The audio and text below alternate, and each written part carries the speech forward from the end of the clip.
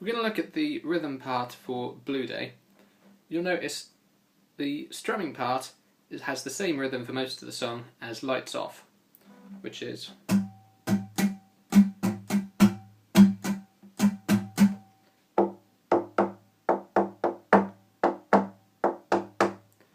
just to slow that down, you've got down, down, up, up, down, up, down, down, up, up, down, up.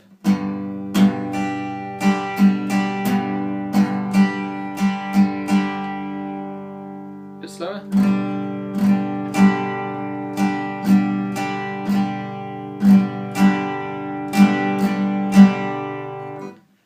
And it's good to practice just the right hand part in isolation before you start adding your fretting hand.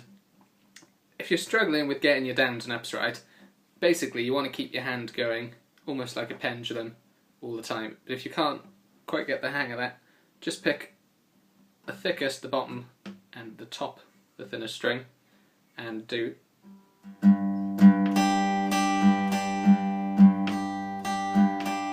down, up, up, down, up, down, down, up, up, down, up.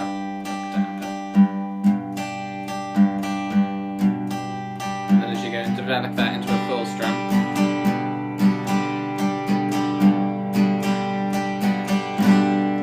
you should be able to keep that rhythm going. Once you can keep that rhythm quite comfortably, then start adding the chords in and looking at the changes. So that pattern happens for certainly all of the first page of the song, and some of the second page as well. We'll just have a look at the left hand part.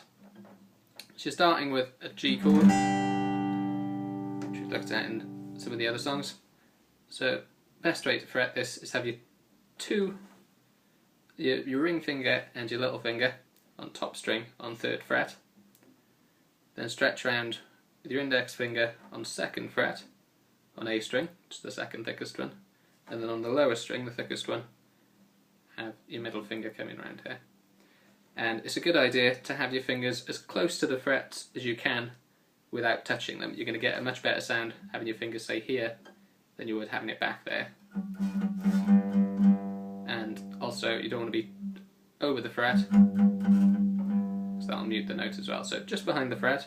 And if any of your notes are muted, do them one at a time and try and work out why. So in this one, either it could be catching on the back of your middle finger, or it could be not quite pushing down right with your first finger.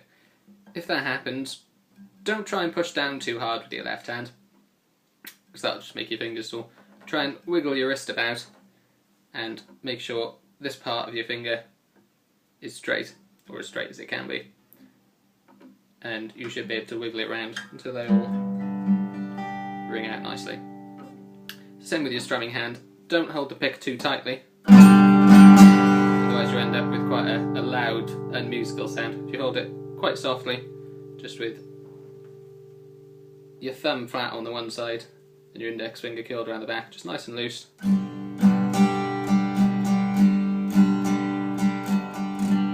be a lot softer with it. So the chords then, from your G, you go into a C add 9, which is quite a straightforward move. You're just moving these two fingers over to the next string. And rather than move them one finger at a time, it's a good idea to try and pick them both up, and then rather than actually move your fingers, pick them up and swivel your wrist around, and then they should both be able to go back down almost together. So with the strumming, that would be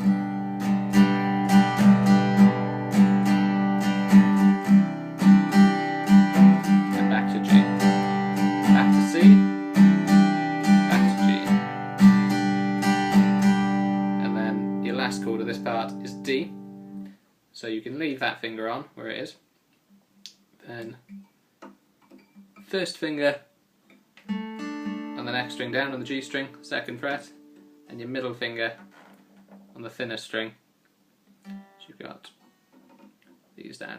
And it's the same strumming pattern again, but if you can leave your ring finger on when you're moving from G, that'll just make it a little bit easier because you've got to move less fingers.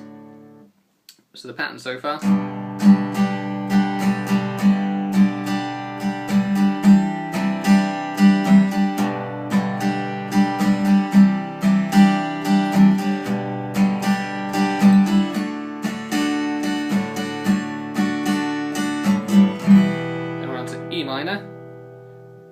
which I tend to play with these two fingers, but you can also use these two. It's more comfortable, and you're on 2nd fret on A and D strings. Same rhythm. Back to D. You've got a regular C chord, so you're going to have to move all your fingers for this. Again, if you're putting your fingers down one at a time, make sure they're not ending up quite far back on the fret. If you start with this one, being nice and close to the fret, or whichever notes are furthest up the fretboard, then the rest of your fingers tend to go into a better place. So you've got 3rd fret, 2nd fret, open, 1st fret, open again for the top string, and we're not playing this thick string if you can help it. And just single strum here, then down to A minor, so these two can stay where they are, and this one moves to 2nd fret in between the other two on G string. Single strum again, and then back to G in the same rhythm that the start part was in. So we've got from the start of the 2nd page, minor, D, C, A minor, G, C, A minor, G, then D to finish, and then just the final G chord. So to recap, the chords we've got: G, start with these two, 1st finger, middle finger, C add 9, these two just swivel over to the next string, then to D, so you can leave your ring finger on, move these round, E minor, D again, C. So the difference between C and C9, C9, or C add 9, you'd play with that note. In a normal C chord, you'd play there instead, so your shape has to change, because you can't stretch that one down, or that one up, so you need to use different fingers. A minor, and then back to G. So just play it all the way through. And with your right hand, remember you've got down, down, up, up, down, up, down, down, up, down, up. And it can sound quite interesting if you play through the chords just using the top and bottom strings as well. So, all the way through.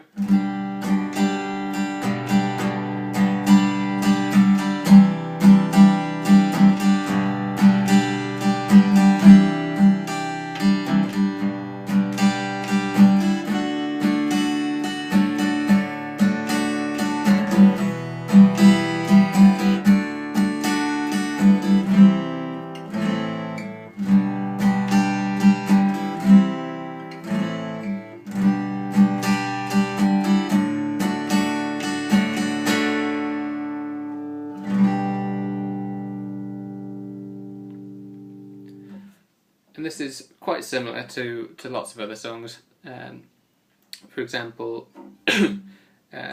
Green Day's Time of Your Life would be a very similar strumming pattern, but you're picking the notes more than strumming, and quite similar chords. Play through that quickly.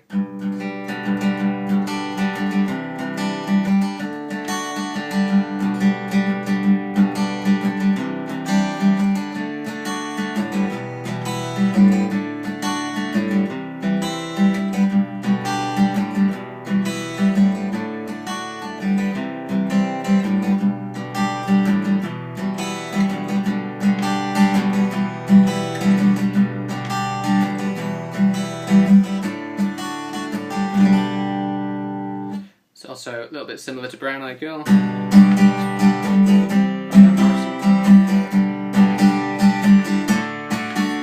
strumming pattern again.